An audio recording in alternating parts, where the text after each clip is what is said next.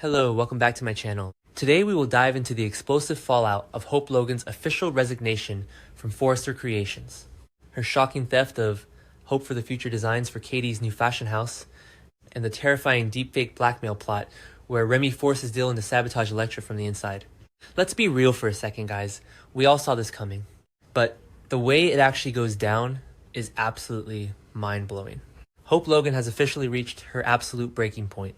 After weeks and weeks of being continuously humiliated, sidelined, and completely disrespected by Steffi Forrester regarding the launch date of her fashion line, Hope has finally snapped.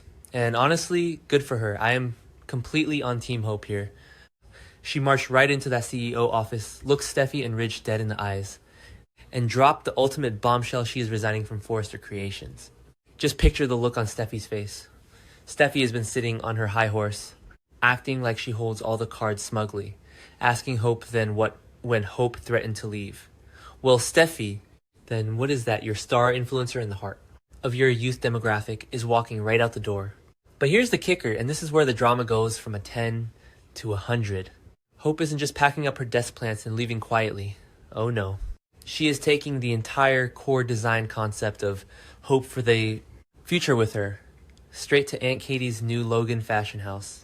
Can you believe it? She is literally ripping the beating heart out of Forrester Creations. Many fans think this action is legally wrong, and maybe it is, but I think it is entirely justified. Hope built that brand. That brand is her name, her identity, and her soul. Why should she leave her life's work in the hands of a co-CEO who actively despises her and uses corporate power to punish her for personal family vendettas?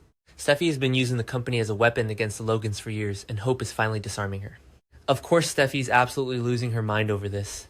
The confrontation that erupts in the CEO office is nothing short of legendary.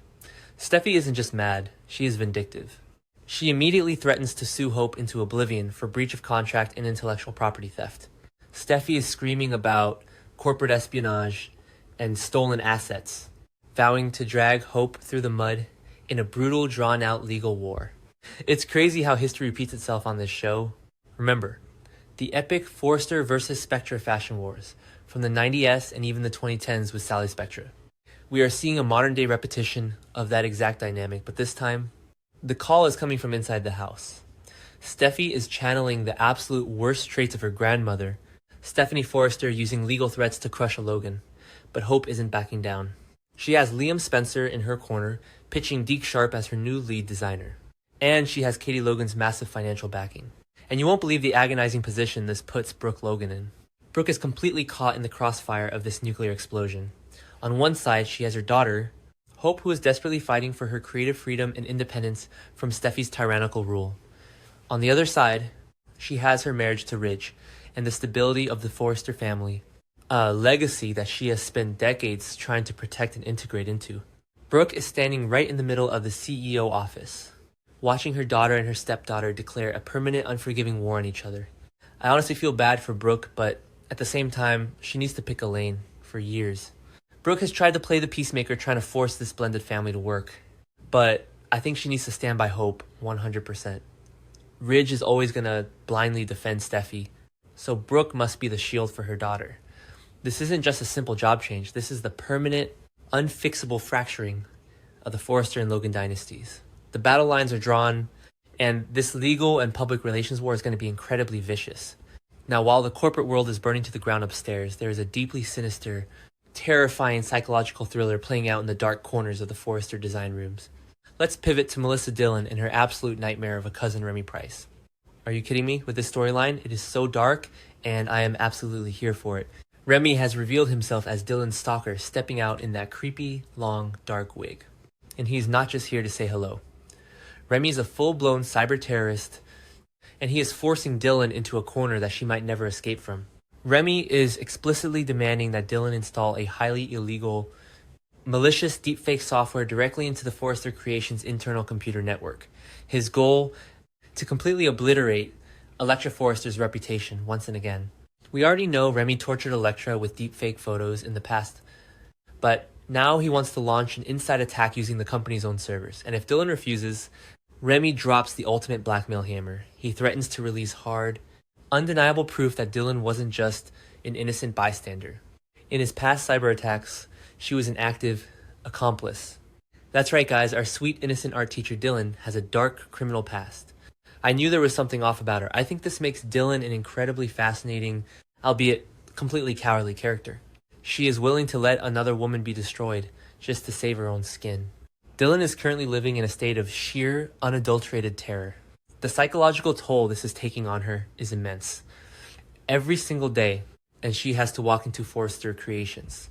Look Electra in the eyes, smile, and play the role of the supportive, caring friend, all while secretly carrying a digital bomb in her pocket that will destroy Electra's life. It is sickening.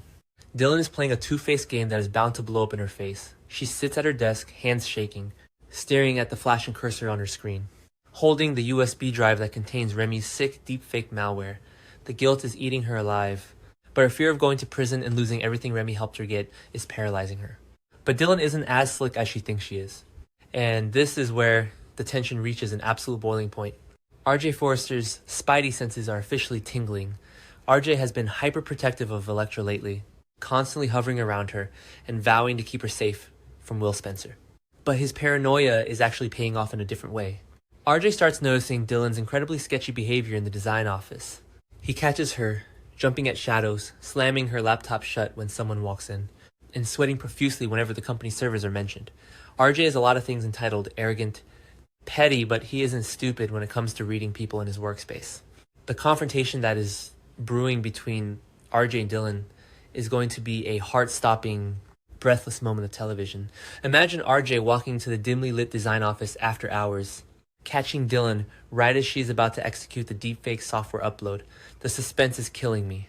RJ demands to know what she is doing, his eyes darting to the strange code on her screen.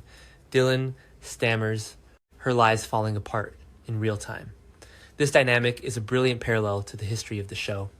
Think back to a few years ago when Thomas Forrester used that creepy voice changer app to frame Brooke and call Child Protective Services on himself. Forrester Creations is no stranger to digital manipulation and cybercrimes happening right under Ridge's nose. RJ is now stepping into the role of the protector, trying to stop the exact kind of digital abuse that his own brother once perpetrated. So what is Dylan going to do? She is standing at the ultimate moral crossroads. She has to make a choice, and she has to make it right now. Does she finally break down, confess everything to RJ and Electra, admit her dark past as a cyber accomplice, and beg for their mercy to stop Remy? Or does she double down, smash the enter key, infect the Forrester servers, and push Electra into a deepfake nightmare just to protect her own selfish secrets? I honestly think Dylan is going to crack. She doesn't have the stomach for this level of villainy. But Remy is watching her every move, and if she betrays him, he will burn her life to the ground. This dual storyline is giving us everything we want from a soap opera. On one side, we have the glitz, the glamour, and the high-stakes corporate warfare of Hope and Steffi tearing their family's legacy to shreds over intellectual property and bruised egos. On the other side, we have a gritty, dark, modern cyber thriller with Dylan, Remy, and RJ that feels incredibly dangerous. The contrast is brilliant. I cannot wait to see Steffi's face when the lawsuit officially drops. And I am on the edge of my seat, waiting to see if RJ physically rips that computer away from Dylan before it's too late. What do you guys think? Will Brooke finally turn her back on Ridge to support Hope? And will Dylan ruin Electra's life, or will she be the hero we didn't expect? Let me know in the comments below, and don't forget to like and subscribe for more daily B&B breakdowns.